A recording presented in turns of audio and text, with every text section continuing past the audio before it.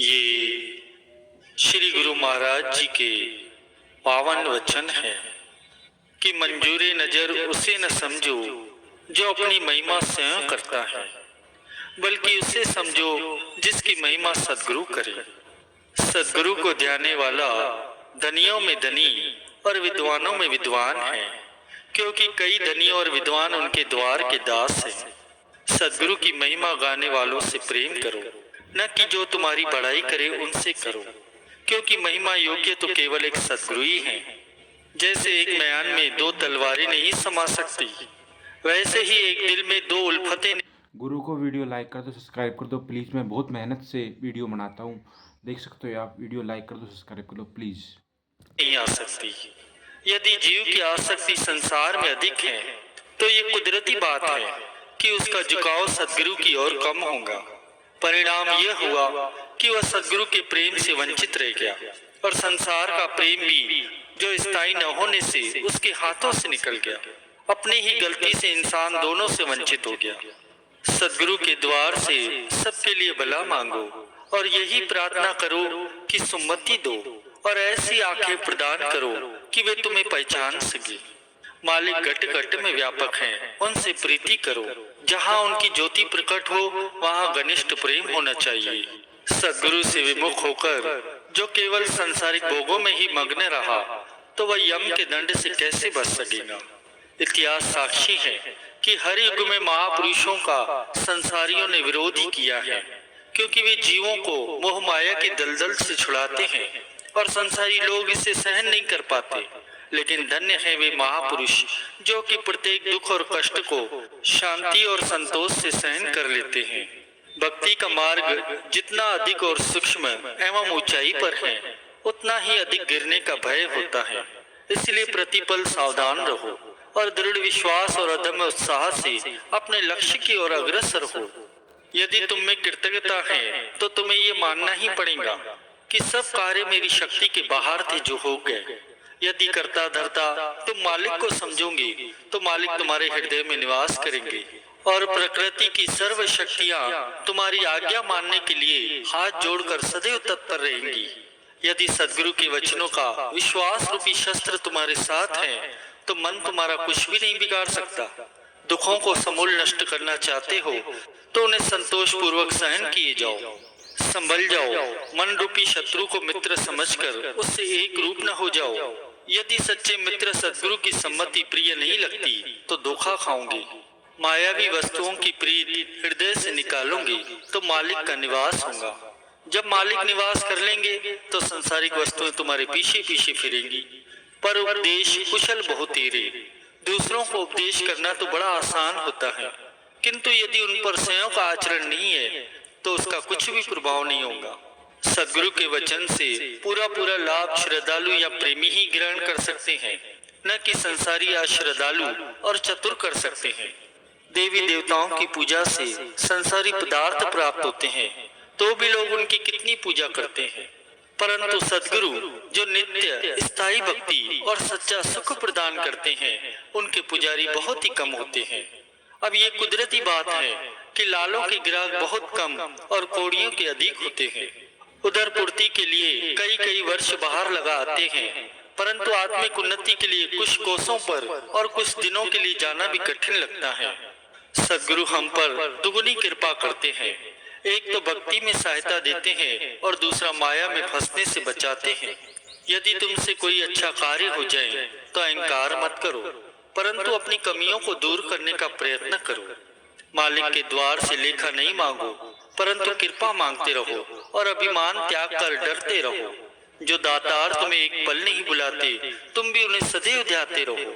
अपने ख्यालों से तो प्रत्येक मनुष्य अपने इष्ट देव की पूजा आराधना करता ही है, परंतु सच्चे अर्थों में उपासक तो वो हैं जो पूर्ण संत सदगुरु के वचनों को अपने दिल में स्थान देकर उनकी मौजा अनुसार चलते हैं, और ऐसे भाग्यशाली जीव विरले ही होते हैं।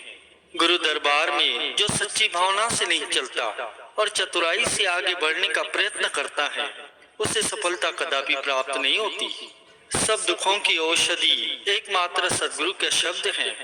माया तो वृक्ष की छाया है, किसी एक के पास सदैव नहीं रहती। यदि चली जाए तो कोई खेद न करो, परंतु यदि सद्गुरु का प्रेम हृदय से लुप्त हो जाए तो इससे बढ़कर और कोई हानि नहीं है। प्रेम जैसा श्रेष्ठ पदार्थ त्रिलोकी में अन्य कोई नहीं है और प्रभु केवल प्रेम द्वारा ही अपने हो सकते हैं। वहाँ अन्य कोई भी योग्यता काम नहीं आती।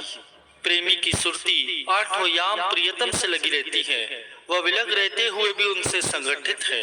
सेवक के जीवन का एक ही लक्ष्य होता है, मालिक की प्रसन्नता। इसके लिए वह मार्ग की सभी कठिनाइयों को हंसते हंसते सहन कर लेता है। वर्षों के वर्ष मन से लड़ते व्यतीत हो गए हो और हार के बाद हार का मुंह देखना पड़ा हो, फिर भी हतोत्साहित न हो। एक समय ऐसा आएगा कि वर्षों की कमाई का फल प्राप्त होगा। दृढ़ विश्वास धारण करो। कमजोर विचारों वाला कभी अपने लक्ष्य को नहीं पा सकता। जब तक जीव को आत्मा साक्षात्कार नहीं हुआ और उसने रूहानियत की आखिरी मंजिल तय नहीं की, तब तक मन की गति परिवर्तित होती रहेगी। इसलिए भक्ति मार्ग में निराश नहीं होना चाहिए और पूर्ण प्रयत्न और लगन से आगे कदम बढ़ाते जाना चाहिए। आत्मिक मार्ग में जीव कई बार गिरता है, कई बार उठता है।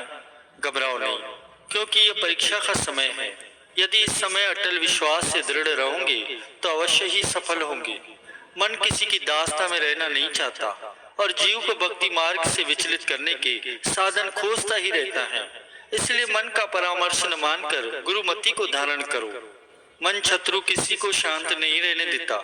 जो लोग दूसरों को भक्ति मार्ग पर चलने की शिक्षा देते हैं, हो सकता है उनमें से कोई मन के धोखे में आकर भक्ति पथ से विचलित हो जाए। ऐसे व्यक्ति को देखकर कहीं तुम भी विचलित न हो जाना, बल्कि उसको भी सद्मार्ग पर लाने का प्रयत्न करना और सद्गुरु के श्री चरणों का ओट आसरा किसी मूल्य पर भी नहीं छोड़ना। सद्गुरु और उनके शब्द के अलावा बाकी सब माया है। सावधान रहना, जगह जगह दिल को न फंसाना। खाली गड़ा ही बसता है। इसी प्रकार जिसमें कथनी अधिक है वह करनी से शून्य होता है। अपनी सामर्थ्य से अधिक न करो, दिखावा मत करो। झूठे आवरण फटने में देर नहीं लगती। जिन्हें अपनी बुद्धि का मान है वे दूसरों की सम्मति लेने में लज्जा करते हैं और बाद में धोखा खाते हैं। सद्गुरु का शब्द तुम्हारे साथ है, भयभीत न हो। कोई भी अभिशाप तुम्हें नहीं लगेगा। इस चंचल मन के हाथों अनेकों ही ऐसे हैं जो भक्ति पथ से भ्रष्ट हो गए हैं और ऐसी बुरी तरह से माया जाल में फंसे कि निकलने का रास्ता ही नहीं मिला, जब तक कि उन्हें पूर्ण संत सद्गुरु की चरण शरण प्राप्त न हुई। सद्गुरु तो संसार में जीवों को मुक्त कराने के लिए ही प्रकट होते हैं। इसलिए उनकी शरण में रहकर मुक्ति पथ को अपनाओ। तुम्हारी भावना अनुसार तुम्हें सुख उपलब्ध हो ऐसा तो संभव नहीं है, क्योंकि वह तो प्रारब्ध अनुसार ही मिलेगा। जिस भी दशा में हो उसी में धैर्य, शांति और प्रसन्नता में रहते हुए मालिक का धन्यवाद करो। यदि तुमने अच्छे कर्म करके ऊंचे पद को प्राप्त कर लिया, तपस्या करके रिद्धि सिद्धियों को प्राप्त कर लिया, परंतु जब तक तुम्हें नम्रता और प्रेम नहीं है तो मालिक के दर पर स्वीकृत नहीं होंगी। सद्गुरु का वचन लाखों बुराइयों को पल भर में नष्ट कर देता है और दबी हुई शक्ति को प्रकट कर देता है। केवल एक मालिक की आस रखो, सब आशाएं स्वतः ही पूर्ण होती जाएंगी और यदि मालिक को बुला दिया तो आशाएं तुम्हें दुखी कर देंगी। सद्गुरु शब्द से बेमुख होने जैसा पाप सारी सृष्टि में अन्य कोई नहीं है। प्रत्येक वस्तु का मूल्य उसका पारखू ही जानता है। मनुष्य जन्म की कदर और कीमत सद्गुरु की शरण में जाने से ही ज्ञात होती है। जो सद्गुरु से भय रखता है वह निर्भय पद को प्राप्त करता है। कोई भी तुमसे भलाई करे तो यह समझो कि मालिक किसी न किसी रूप में तुम्हारी निगरानी और रक्षा कर रहे हैं और जिन गुणों के कारण वे तुमसे हित कर रहे हैं वह भी तो मालिक की ही धरोहर है। मन तो ख्वाहिशों का भंडार है ही, इसे वश में करने का केवल एक ही साधन है, वह है सद्गुरु शब्द का निरंतर अभ्यास। इसलिए यदि इस कुटिल मन के फंदे से बचना चाहते हो तो निरंतर शब्द का अभ्यास करो। सदैव अच्छे कार्यों में संलग्न रहो तो मन रूपी शत्रु जो हर समय घात लगाए बैठा है तुम तक पहुंच ही नहीं पाएगा। एक अपने हित हेतु बहुतों की हानि हो ऐसा कार्य कदापि न करो। कुदरत किसी का पक्षपात नहीं करती, हर एक को कर्म का फल भोगना ही पड़ता है। इसलिए सदा अच्छे कर्म करो ताकि बाद में पछताना न पड़े। मायावी वस्तुओं से तृष्णा बढ़ती है और नाम जपने से संतोष मिलता है। सद्गुरु स्वयं कष्ट सहन कर हमें ये सिखाते हैं कि तुम भी सहन करना सीखो। अपने हृदय की कमजोरी बुरी भली सब सदगुरु के आगे सत्य कह दो। हे सदगुरु, आपकी शरण ग्रहण करने से पूर्व जो दुख मुझे सताते थे वे अब सब सुख में परिवर्तित हो गए हैं। हे ज्ञानदाता, मेरे हृदय में ज्ञान की ज्योति को जगाओ ताकि अविद्या का तिमिर विनष्ट हो जाए। गर्त में डालने वाले विचारों को रोकने की कृपा करो। परीक्षा न लो, क्योंकि मुझ में अधिक सहन करने की शक्ति नहीं है। मन पर विश्वास नहीं, पता नहीं किस समय ये भूल जाए। हे मेरे मालिक, एक क्षण के लिए भी मेरा हाथ न छोड़ना। हे दाता, जिसने तुम्हारे दर पर आकर स्नेह को मिटाया है उसने ही तो सच्ची दौलत को पाया है। हे पतित पावन प्रभु, मैं आपकी कृपा का अधिकारी नहीं हूँ, परंतु आप तो दयालु हैं। बार बार हाथ पकड़कर मुझे उठाते हैं, मेरी अपवित्रता को दूर करते हैं। मैं आपके उपकारों का बदला नहीं चुका सकता प्रभु। हे प्रभु, तुम उदार चित्त हो, मैं भूलनहार हूँ। मुझे पथ प्रदर्शन कराते रहना ताकि मैं माया और काल का शिकार न बनूं। हे देवों के देव, प्रकृति की सब शक्तियां आपकी सेवा के लिए लालायित हैं, फिर भी आपने इस तुच्छ जीव को सेवा प्रदान की है। यह आपकी अति कृपा है प्रभु। हे सर्वव्यापी सदगुरु, आप सदैव मेरे अंग संग रहो, मेरे मन की लगाम अपने अधिकार में रखो और सीधे मार्ग पर चलाओ। हे दाता, मेरे दिल में कोई अच्छे बुरे का सवाल ही पैदा न हो। आपकी प्रसन्नता में रहना ही मैं अपना धर्म समझूं। जहाँ भी आप रखें मेरे लिए सुखधाम हो। हे शक्तिमान प्रभु, मन और इंद्रियां मुझे भरजोरी अपनी ओर खींचती हैं। आप मुझे अपनी तरफ खींच ले, क्योंकि आपके अलावा मुझे और कोई नहीं बचा सकता। हे दातार, मेरी तो एक ही जीवा है। यदि रोम रोम में जीवा हो जाए तो भी आपकी महिमा नहीं गाई जा सकती। इतनी बेअंत है आपकी महिमा। हे प्रभु, आप मुझे मन से लड़ने के लिए, कमर बांध कर रहने के लिए फरमाते हैं, लेकिन यह मन ऐसा शत्रु है जिस पर विजय पाना कोई आसान काम नहीं है। इसके पास तो अनंत सेना है। जिसको इसने उठाकर फेंका वे तो उठ भी न सके, अधमरे होकर सांस ले रहे हैं। थोड़ा सिर ऊपर करते हैं तो फिर से मुंह पर ऐसी चपत लगाता है कि उठना कठिन हो जाता है।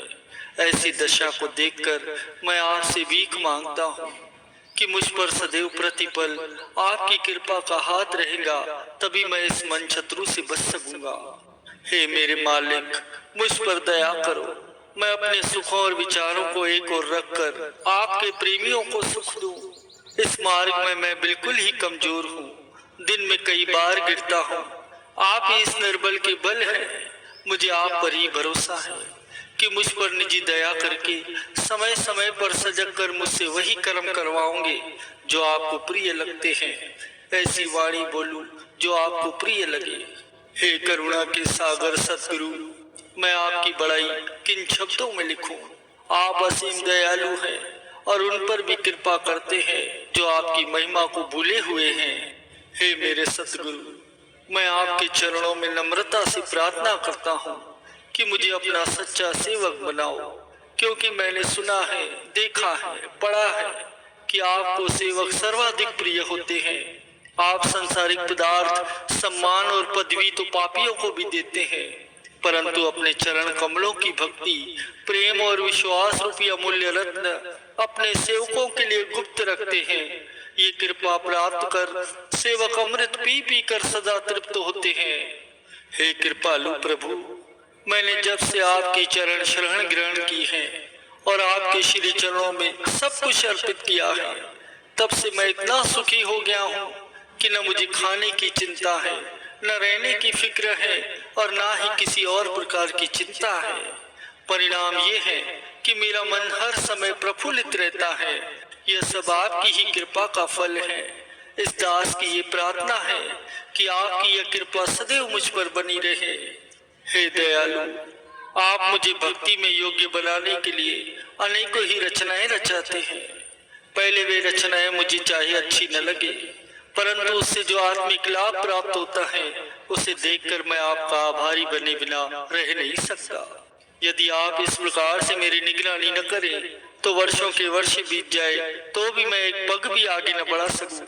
हे दया महाप्रभु, आपने मुझे कई बार जगाया और कई बार ये भी कहा कि धैर्य को अपनाओ, शीघ्रता न करो। कई बार इस शीघ्रता के कारण मैंने धोखा खाया, परंतु तब भी इस बुराई का परित्याग न कर सका। बाद में पश्चाताप करने से कुछ बनता तो है नहीं। मैं समझता हूँ कि इसका कारण बुद्धि का अभिमान ही है, और जितनी मुझ में नम्रता होनी चाहिए उतनी चाहते हुए भी नहीं आती। इससे ये प्रकट होता है कि जिसको आप देंगे उसे ही मिलेगी। इसलिए आज चल पसारे हूँ कि मुझ भिक्षुक को धैर्य के गुण की भिक्षा दो। हे मेरे दाता, सब खुशियों और बड़ाइयों के मूल तो केवल आप हैं। जैसे मूल को पानी सींचने से वृक्ष के पत्ते और शाखाएं स्वतः ही हरे हो जाते हैं, वैसे ही आपसे दिल लगाने से जीवन के सभी कार्य सफल होते हैं। वीडियो लाइक करना, सब्सक्राइब करना प्लीज़।